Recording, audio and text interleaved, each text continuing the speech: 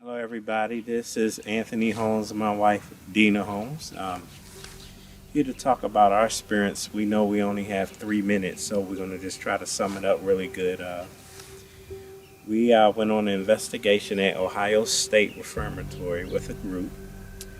And when we went to investigate the group split off in about probably fives or something like that, 5 people. And it's always us two going by ourselves. And long story short, we were in the West Wing and we were setting up equipment. And I was trying to set up a camera, and I asked my wife, how high should I go? And when we listened back to the EVP, something said a little bit lower. So after that, we set it up. We didn't hear it, but we heard it on the tape.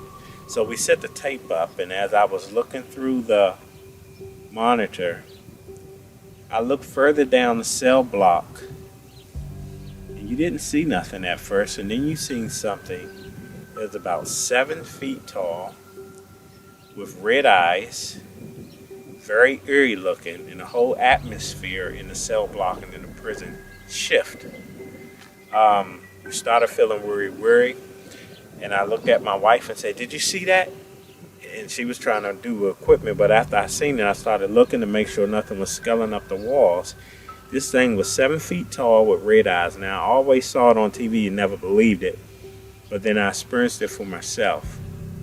And after that, my wife started feeling kind of sick as we were going through the prison. So I said, why don't we go? Well, first we went and checked it out to see what was going on. There was no way for something to come in or go out. So it was actually something that should not have been there. And it was very evil.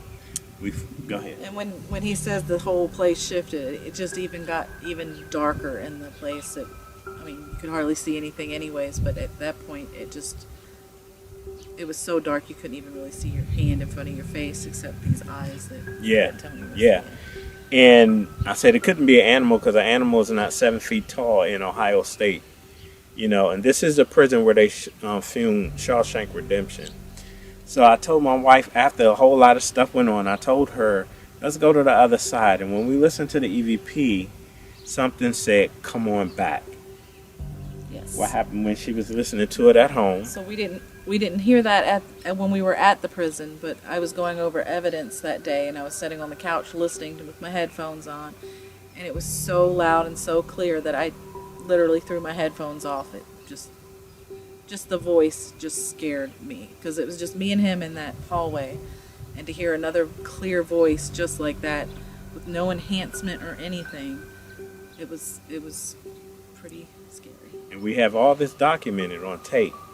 So as the day went on, the night went on, we continued investigating, and we were seeing shadows. I was getting cussed out using the Echo Vox a whole lot. And as we went around the whole prison, there was just an unease. My wife was feeling sick. Things just started happening one by one. So long story short, as we got home, I posted a picture on Facebook of the prison, and a good friend of mine messaged me and said, do you know your wife have an attachment? And he's seen it on that picture. And saying, we knew that, because I told him, I said, yeah, we know. And also, whatever was there, we brought something home with us. Things started getting bad at home. We started arguing. Some of the experience you was going through. Yeah, things in the house started flying off shelves. We had things flying in our kitchen. We'd be sitting on the couch and things would fly past. It just was crazy, and we had never had that before. Yeah, my wife take a shower and she was feeling and seeing something outside the shower curtain. We were sitting on the couch and paper towels on top of the cabinet, which is deep in the cabinet. In order to thaw it, you have to lift it up and thaw it. It just flew across the kitchen. It was something else. And with the arguing, my wife getting sick, the shadows, the dog we had was acting crazy and barking and all kinds of stuff. So let me sum this up with you since we have 3 minutes.